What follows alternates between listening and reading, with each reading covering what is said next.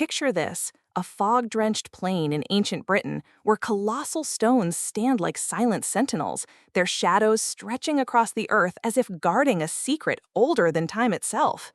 Stonehenge. You've seen the postcards, the grainy photos in history books, maybe even stood before those weathered monoliths yourself, wondering what they mean.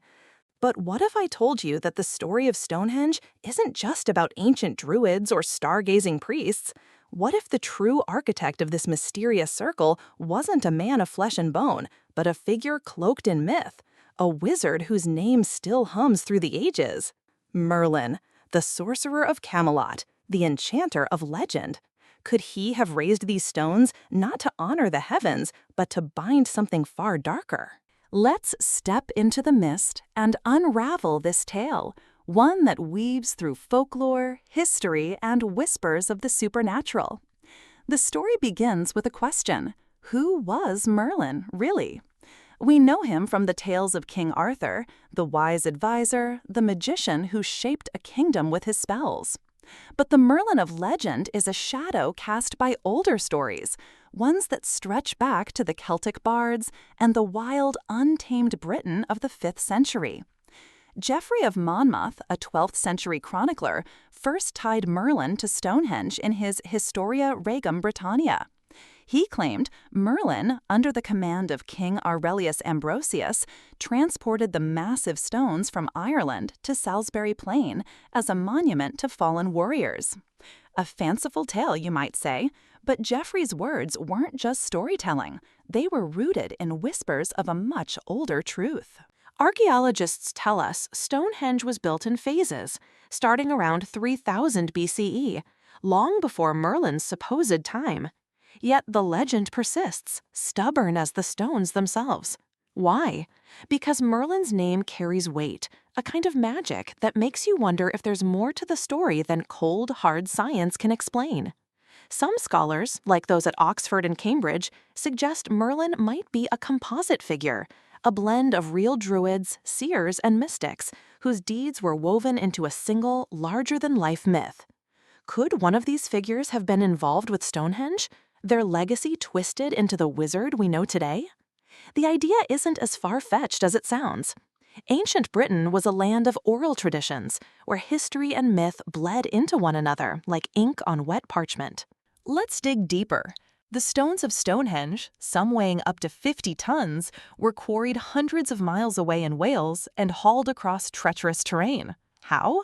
Modern experiments, like those conducted by University College London, show it was possible with ropes, sledges, and sheer human will, but only just.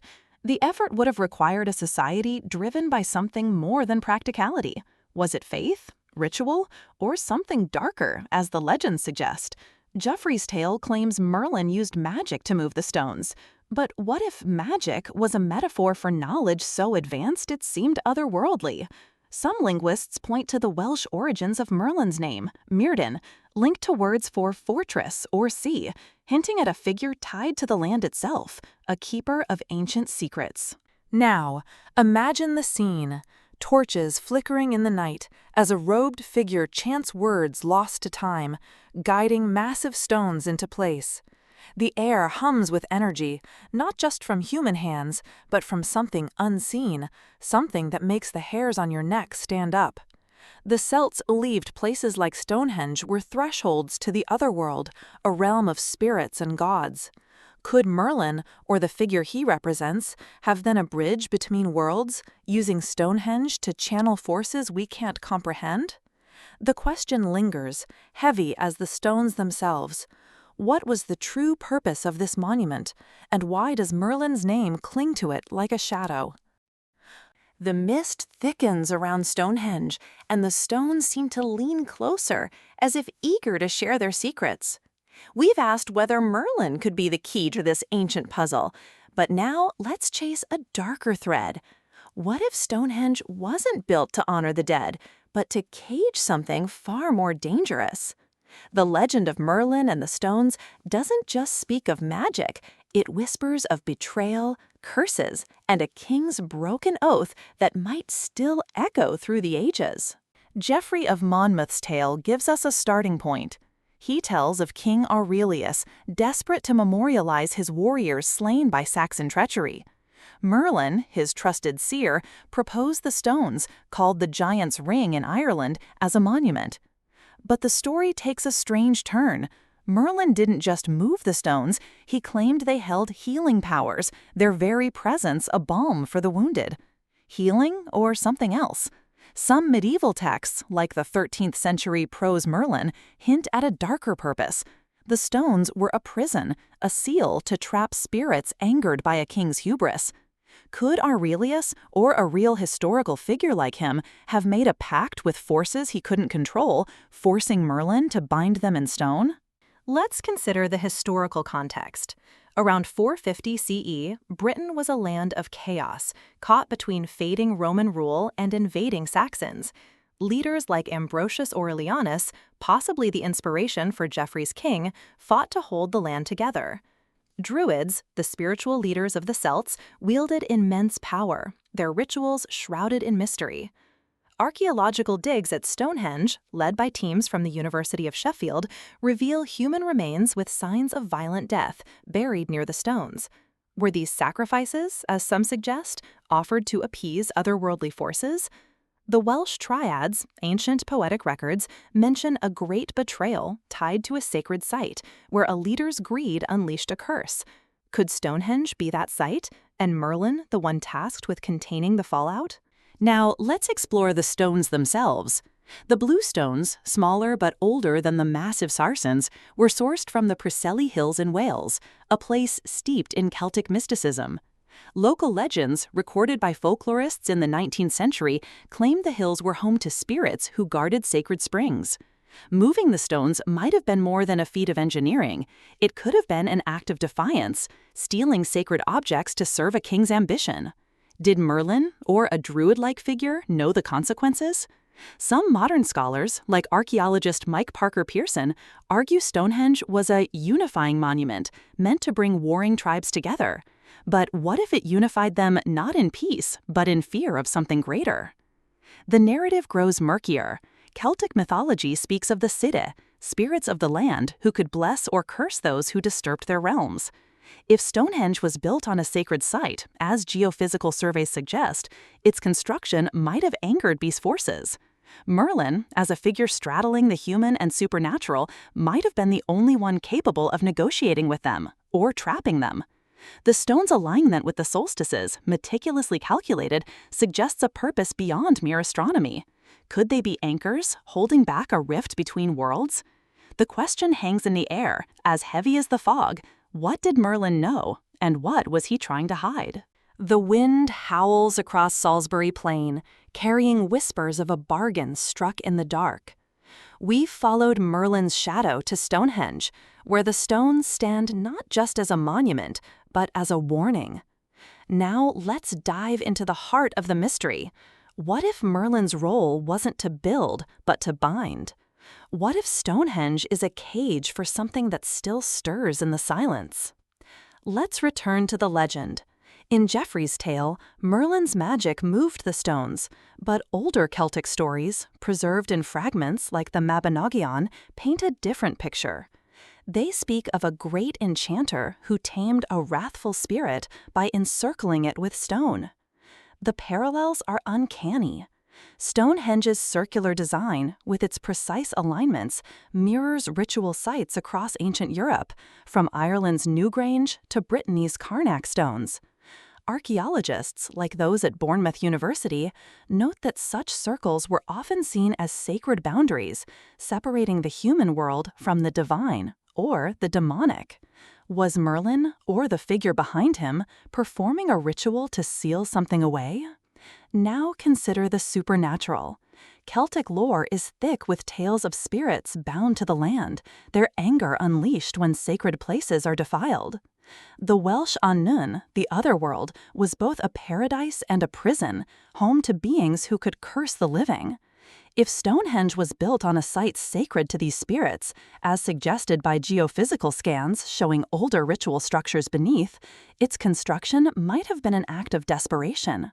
Perhaps a king, maybe Vortigern, another figure tied to Merlin, broke a sacred pact, inviting chaos. Merlin, with his rumored druidic knowledge, might have been called to restore balance, using the stones as a magical lock. But what was he locking away? Some modern theorists, blending folklore with speculation, propose Stonehenge was a containment for a dark force, perhaps a collective of vengeful spirits, or even a single entity, like the Celtic god Crom Cruach, associated with sacrifice. The human remains found near Stonehenge, some with signs of decapitation, fuel this idea. Were they victims of ritual, or warriors fallen in a battle against something unseen? The Historia Brittonum, a 9th century text, mentions Merlin outwitting a demon at a fortress site. Could Stonehenge be a larger version of that tale, a battlefield where Merlin faced the supernatural? Let's ground this in history. Around 2500 BCE, when Stonehenge's main phase was built, Britain was undergoing a cultural shift. The Beaker people, newcomers with advanced tools, clashed with older Neolithic tribes. Could Merlin's story reflect a real figure, a druid or shaman, who mediated between these groups, using Stonehenge to symbolize unity while secretly containing a threat? Linguistic analysis of Celtic place names near Stonehenge, like Amesbury, possibly Ambrosius Fort, hints at connections to Merlin's king. The stones, then, might be more than a monument. They could be a scar, marking a wound in the land's spirit. The atmosphere grows heavier. Those who visit Stonehenge today often speak of an eerie feeling, a hum in the air that science can't explain. Paranormal researchers, those dismissed by academics, report electromagnetic anomalies around the stones, as if they still pulse with energy. Could Merlin's magic, whether spell or strategy, have left a mark? The question burns like a torch in the dark. If Stonehenge is a prison, what happens if the lock begins to fail? The fog closes in, and Stonehenge looms like a riddle carved in stone. We've journeyed through Merlin's legend, from a wizard's magic to a druid's desperate bargain. Now let's stand at the heart of the circle and ask, what truth lies beneath these stones, and what was Merlin's darkest secret? Was he a hero who saved a kingdom, or a madman who gambled with forces beyond control? Let's tie the threads together.